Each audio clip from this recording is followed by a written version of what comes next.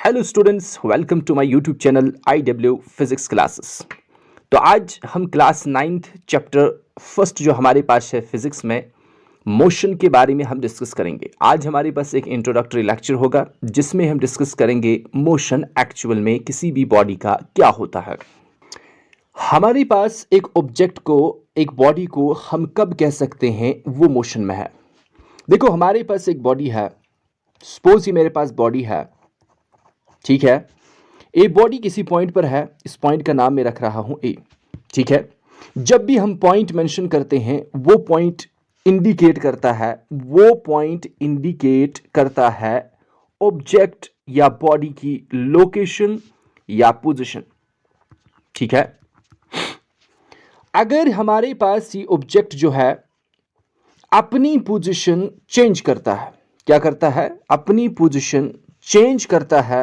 Suppose अभी ये हमारे पास ये पॉइंट ए पर था, मैंने कुछ टाइम के बाद इस ऑब्जेक्ट को देखा कि ये पॉइंट बी पर पहुंचा, ठीक है। इसने अपनी पोजीशन चेंज की। सपोज यहां पर इसकी पोजीशन जो थी वो 0 थी और कुछ टाइम के बाद मैंने इसकी पोजीशन जो देखी, यहां 0 से इसने तकरीबन 10 यूनिट जो है अपनी पोजीशन चेंज की, ठीक है। इससे हमें क्या पता चला कि हमारे पास एक ऑब्जेक्ट जब अपनी पोजीशन चेंज करता है, लेकिन अब ये पोजीशन चेंज तो कर रहा है, वो हम कैसे मेजर कर रहे हैं? वो टाइम के साथ मेजर कर सकते हैं हम। मींस कि एक ऑब्जेक्ट जब अपनी पोजीशन टाइम के हिसाब से चेंज करता है, टाइम के हिसाब से तो चेंज करेगा, लेकिन हम किस पर्सपेक्टिव से देखेंगे कि इस ऑब्जेक्ट ने अपनी पोजीशन चेंज की। अगर ये ऑब्जेक्ट हमारे पास है, यहां पर पॉइंट बी पर पहुंचा है, हम किस हिसाब से कह रहे हैं, किस कंडीशन के हिसाब से कह रहे हैं इसने अपनी पोजीशन चेंज की? हम ये कह सकते हैं कि हमारे पास ये ऑब्जेक्ट जो है जब ये अपनी पोजीशन चेंज करता है, किसके हिसाब से? टाइम के हिसाब से और सराउंडिंग के हिसाब से। अब मसला यहां पर ये है, ये जो सराउंडिंग है ये आखिर में है क्या? ये हमारे पास है वो ऑब्जर्वर, ठीक है। सपोज मैं हूं एक ऑब्जर्वर, मैं इस ऑब्जेक्ट का बन गया सराउंडिंग। क्या बन गया? सराउंडिंग। मेरे हिसाब से इस ऑब्जेक्ट ने अपनी पोजीशन पॉइंट ए से पॉइंट बी तक अपनी पोजीशन चेंज की। जिस कंडीशन को, जिस स्टेट को, जिस सिचुएशन को, हम इसको क्या कह सकते हैं कि ऑब्जेक्ट की भी किस स्टेट में है? ये स्टेट ऑफ मोशन में है। तो यहां से हमें क्या आइडिया मिला? यहां से हमें क्लियर आइडिया मिला कि हमारे पास ऑब्जेक्ट जो है उसका मोशन हम डिस्कस करते हैं on the basis of position, ठीक है। इस पोजीशन को रिलेट करते हैं दो चीजों के साथ, टाइम और सराउंडिंग, मीन ऑब्जर्वर। जब ऐसी कंडीशन हमारे पास आती है तो हम कहते हैं कि ऑब्जेक्ट जो है वो मोशन में है। इसी तरीके से हमारे पास जो रेस्ट होता है, रेस्ट की स्टेट जो हमारे पास होती है वो भी यही हमारे पास डिपिक्ट करती है। मींस मैं ये कह सकता हूं कि ये मोशन और रेस्ट जो है हमारे पास ये एक ही चीज है। क्या है? ये एक ही चीज है। अब आप कहेंगे कि इसका मतलब क्या है? मोशन और रेस्ट दो डिफरेंट चीजें हैं। बिल्कुल, लेकिन हमारे पास रेस्ट जो है वो मोशन का एक स्पेसिफिक केस है। क्या है?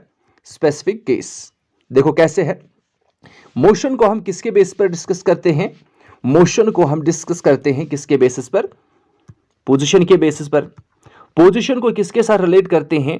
टाइम और ऑब्जर्वर के साथ। यहां पर भी हम देखेंगे, जब हम ऑब्जेक्ट को कहेंगे वो कंडीशन या स्टेट ऑफ रेस्ट में है, हम ये कहेंगे कि जब हमारे पास एक ऑब्जेक्ट है, मेरे पास ऑब्जेक्ट पॉइंट ए पर है, मैंने टाइम देखा, सपोज टाइम 0 था, मैंने देखा वहीं पर, टाइम 1 हो गया, ये वहीं पर है, टाइम 2 हो गया, ये यहीं पर है। यहां से मुझे ये पता चला कि ऑब्जेक्ट जो है टाइम चेंज होने की वजह से और ऑब्जर्वर के ऑब्जर्व करने के बाद हमारे पास ये ऑब्जेक्ट जो है अपनी पोजीशन जो है चेंज नहीं कर रहा है। लेकिन वो पोजीशन चेंज नहीं कर रहा है, वो किसके हिसाब से हम देख रहे हैं? टाइम और ऑब्जर्वर के हिसाब से। यही कंडीशन तो हम मोशन के लिए भी इस्तेमाल करते हैं। इसलिए हम कहते हैं कि हमारे पास रेस्ट जो है वो एक स्पेशल केस है किसका, मोशन का। तो हम ये कह सकते हैं दोनों चीजें जो है ये रिलेटिव हैं। क्या है, रिलेटिव हैं। रेस्ट कुछ भी नहीं है, एक स्पेसिफिक केस है मोशन का। जस्ट लाइक हमारे पास होल नंबर में जीरो एक स्पेशल केस होता है होल नंबर में, लेकिन वो होल नंबर भी होता है, उसकी वैल्यू कुछ भी नहीं होती है। इसी तरीके से हमारे पास रेस्ट जो है वो एक स्पेशल केस बन जाता है किसका, मोशन का। तो यहां से हमें आइडिया ये पता चलता है, हमारे पास ये आइडिया ये लग रहा है कि हमारे पास एक ऑब्जेक्ट जो है वो तब मोशन में हो सकता है। देखो हम मूवमेंट की बात नहीं कर रहे हैं, ठीक है, हम मोशन की बात कर रहे हैं। मूवमेंट में पोजीशन चेंज नहीं भी हो सकती है, हो भी सकती है, ठीक है कि नहीं। लेकिन हमारे पास ऑब्जेक्ट मोशन में कब होगा, जब हमारे पास वो ऑब्जेक्ट अपनी पोजीशन चेंज करेगा। वो पोजीशन चेंज करेगा, किसके हिसाब से चेंज करेगा, किसके रिलेशन में चेंज करेगा, टाइम और ऑब्जर्वर, मीन जिसको हम सराउंडिंग कहते हैं। ये दो चीजों की रेस्पेक्ट में, ये दो चीजों के रेस्पेक्ट में जब एक ऑब्जेक्ट अपनी पोजीशन चेंज करता है, हम कहते हैं वो ऑब्जेक्ट किस में है, वो ऑब्जेक्ट है हमारे पास मोशन में। किस में है, मोशन में है। अगर हमारे पास वही ऑब्जेक्ट, अगर वही ऑब्जेक्ट हमारे पास अपनी पोजीशन चेंज नहीं कर रहा है, किसके हिसाब से, टाइम और ऑब्जर्वर के हिसाब से, हम कहेंगे वो किस स्टेट में है, स्टेट ऑफ रेस्ट में है। अब मैंने कहा कि ये दोनों चीजें एक ही है, मतलब ये है कि मोशन और रेस्ट जो हमारे पास है, this is one of the same thing, means कि वो दोनों रिलेटिव हैं। क्या है, रिलेटिव हैं। रिलेटिव होने का मतलब यह है कि जब भी हम मोशन के बारे में डिस्कस करते हैं, हम मोशन को डिस्कस करते हैं with respect to observer, base बनाते हैं position with respect to observer and time. अब मसला यहां पर यह है कि जो ऑब्जेक्ट हमारे पास मोशन में है, जो ऑब्जेक्ट हमारे पास रेस्ट में है, चाहे रेस्ट में है चाहे मोशन में है, वो तो हमारे पास मेन इंपॉर्टेंट चीज क्या है कि ऑब्जर्वर कहां से देख रहा है। ऑब्जर्वर जो है कहां से देख रहा है। फॉर एग्जाम्पल मेरे पास एक, ये हमारे पास कार है, ठीक है कि नहीं। यहां पर हमारे पास एक ऑब्जेक्ट है, दूसरा यहां पर ऑब्जेक्ट है। ये ऑब्जेक्ट जो है या ये बॉडी जो है, पर्सन जो है इस ऑब्जेक्ट को देख रहा है। ये ऑब्जेक्ट हमारे पास उसके हिसाब से क्या लग रहा है, ये अपनी पोजीशन चेंज नहीं कर रहा है। तो गाड़ी में देख के, या गाड़ी में जो हमारे पास पैसेंजर है वो दूसरे पैसेंजर को देख रहा है कि वो रेस्ट में है, कहां पर है, वो अपनी पोजीशन चेंज नहीं कर रहा है। लेकिन यहां पर कोई बंदा जो है बाहर खड़ा हुआ है, उसके हिसाब से ये अपनी पोजीशन चेंज कर रहा है, क्योंकि गाड़ी जो है अपनी पोजीशन चेंज कर रही है, ये हमारे पास पैसेंजर जो है वो भी अपनी पोजीशन चेंज कर रहा है टाइम के हिसाब से और इस ऑब्जर्वर के हिसाब से। जिससे हमें यह पता चलता है at the same time an object can be in motion as well as rest. It all depends upon observer, कि ऑब्जर्वर कहां से देख रहा है। ठीक है, ये था बेसिक डिफरेंस हमारे पास मोशन और रेस्ट के बारे में, और मोशन एक्चुअल में होता क्या है। ठीक है, अब यहां पर क्वेश्चन अराइज हो रहा है कि हमारे पास ऑब्जेक्ट जब मोशन में होगा, ठीक है, मोशन में होगा, हम उस ऑब्जेक्ट के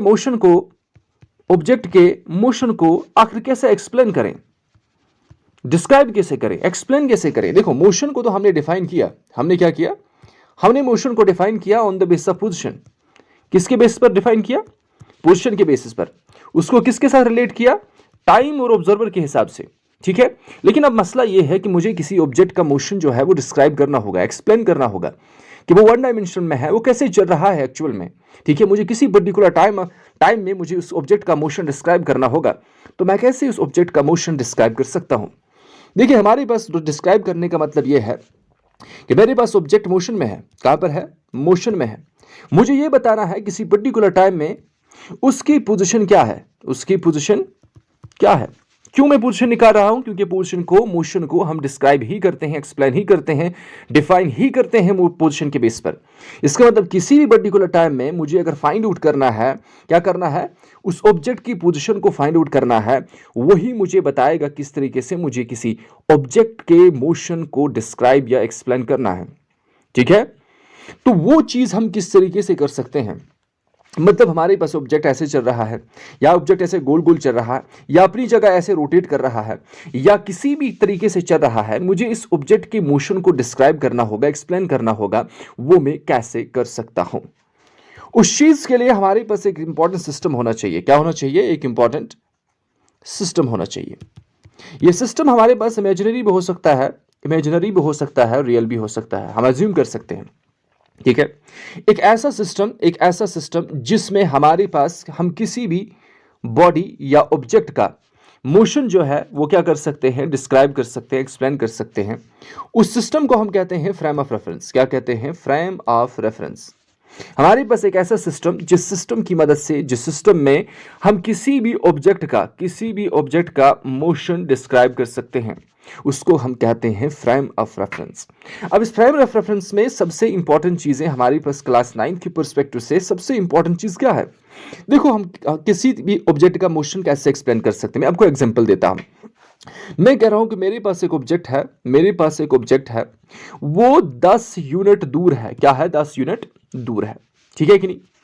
क्या इसका कोई मतलब है? ये स्टेटमेंट बिल्कुल इलॉजिकल है, इसका कोई भी मीनिंग नहीं है। जब तक न मैं कहूंगा कहां से, फ्रॉम वेयर, कहां से, ये जो कहां से मेरे पास आ जाता है, ये मुझे बताता है कि आपको किसी भी ऑब्जेक्ट का मोशन जब डिस्क्राइब करना है, आपके पास एक रेफरेंस पॉइंट होना चाहिए। क्या होना चाहिए? रेफरेंस पॉइंट होना चाहिए। एक ओरिजिन होना चाहिए। क्या होना चाहिए? ओरिजिन मींस कि जहां से आपने उस ऑब्जेक्ट को ऑब्जर्व करना स्टार्ट किया, उसके बेसिस पर आप उस पर्टिकुलर ऑब्जेक्ट का मोशन डिस्क्राइब कर सकते हैं।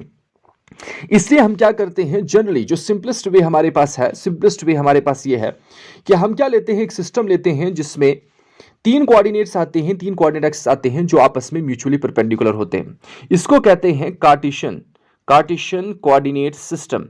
ठीक है कि नहीं? ये हमारे पास एक फ्रेम ऑफ रेफरेंस होता है जिसमें हम किसी भी पर्टिकुलर ऑब्जेक्ट के मोशन को डिस्क्राइब कर सकते हैं। अब सपोज मैं देख रहा हूं यहां से, ठीक है, जिसको मैं रेफरेंस पॉइंट कह रहा हूं ओरिजिन। ठीक है, हमारे पास कोई भी फ्रेम ऑफ रेफरेंस होता है, उसमें एक पर्टिकुलर पॉइंट होता है जो हम रेफरेंस पॉइंट लेते हैं। वो रेफरेंस पॉइंट का वैल्यू हमेशा जीरो होता है। क्या होता है? जीरो। जीरो कहने का मतलब यह है कि यहां से हम इस ऑब्जेक्ट के मोशन को डिस्क्राइब करना स्टार्ट कर रहे हैं, या इस ऑब्जेक्ट को ऑब्जर्व करना स्टार्ट किए हैं। ठीक है, अब सपोज हमारे पास एक ऑब्जेक्ट यहां पर है, मैं देख रहा हूं कि किसी पर्टिकुलर टाइम पर मैंने देखा ये पॉइंट पी पर है। अब इस ऑब्जेक्ट के मोशन को एक्सप्लेन करना है। एक्सप्लेन करने का मतलब क्या है? इसकी पोजीशन को फाइंड करना है। किसके हिसाब से? टाइम के हिसाब से। और ऑब्जर्वर यहां पर ओरिजिन पर बैठा हुआ होगा, वो देखेगा ये ऑब्जेक्ट जो है, अगर मुझे यहां तक पहुंचना है, क्या करना है? अगर मुझे यहां तक पहुंचना है, मुझे एक्स डायरेक्शन में इतना जाना पड़ेगा, फिर वाई डायरेक्शन में इतना जाना पड़ेगा, फिर जेड डायरेक्शन में इतना जाना पड़ेगा, तब जाके मैं फाइनली इस पॉइंट पर पहुंचूंगा। ठीक है कि नहीं? अगर सिंपलेस्ट वे में मैं कहूंगा, अगर हमारे पास 2 डायमेंशनल एक्सिस है, ठीक है कि नहीं, 2 डायमेंशनल कोऑर्डिनेट सिस्टम है, this is X axis, this is Y axis. हमारे पास अब ऑब्जेक्ट जो है यहां पर चल रहा है, मुझे देखना है किसी पर्टिकुलर पॉइंट पर अभी जो है ये पोजीशन फॉर एग्जांपल मुझे फाइंड आउट करनी है। हम पोजीशन क्यों फाइंड आउट कर रहे हैं? क्योंकि मोशन को एक्सप्लेन करना, डिफाइन करना ही किसके बेस पर है? पोजीशन पे।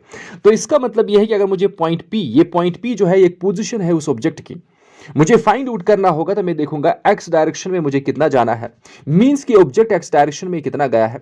वाई डायरेक्शन में मुझे कितना जाना है, मींस ऑब्जेक्ट जो है वाई डायरेक्शन में कितना गया है। और फाइनली जो कहां पर पहुंचा है? पॉइंट पी पर। और मेरे हिसाब से ये कहां पर है? अभी पॉइंट पी पर। मींस यहां पर जो कोऑर्डिनेट्स होंगे वो होगा कोई एक्स की वैल्यू और वाई की वैल्यू। ये पॉइंट मुझे बताएगा इस ऑब्जेक्ट की पोजीशन। क्या बताएगा? ऑब्जेक्ट की पोजीशन। ठीक है, इस ऑब्जेक्ट की पोजीशन जब मुझे पता चलेगा, साथ में मैं टाइम ही मेजर करूंगा। ठीक है कि नहीं? वो मुझे इस ऑब्जेक्ट के मोशन के बिहेवियर के बारे में बताएगा। मींस हमारे पास जब ये मुझे बिहेवियर पता चलेगा, तो एक्चुअल में हमारे पास जब यहां पर ये बहुत सारी पोजीशंस में फाइंड आउट करूंगा इस ऑब्जेक्ट की, ठीक नहीं, मेरे पास इस ऑब्जेक्ट का बिहेवियर पता चलेगा। मुझे ये पता चलेगा क्या ये ऑब्जेक्ट जो है इसका मोशन डिक्रीज हो रहा है, इंक्रीज हो रहा है, या स्टैटिक में है। ठीक है, तो हमारे पास एक ऐसा सिस्टम जिस सिस्टम की मदद से हम क्या करते हैं, किसी भी ऑब्जेक्ट का मोशन क्या करते हैं? डिस्क्राइब, उसको कहते हैं फ्रेम ऑफ रेफरेंस। क्या कहते हैं? अब यहां पर हमारे पास जो है, यहां पर क्लास 9 में सिंपलेस्ट मोशन हमारे पास होता है, वो होता है motion in a straight line. क्या होता है? Motion in a straight line. इसलिए हम क्या काम करते हैं, हम लेते हैं एक सिस्टम जिसमें हम एक स्ट्रेट लाइन लेते हैं।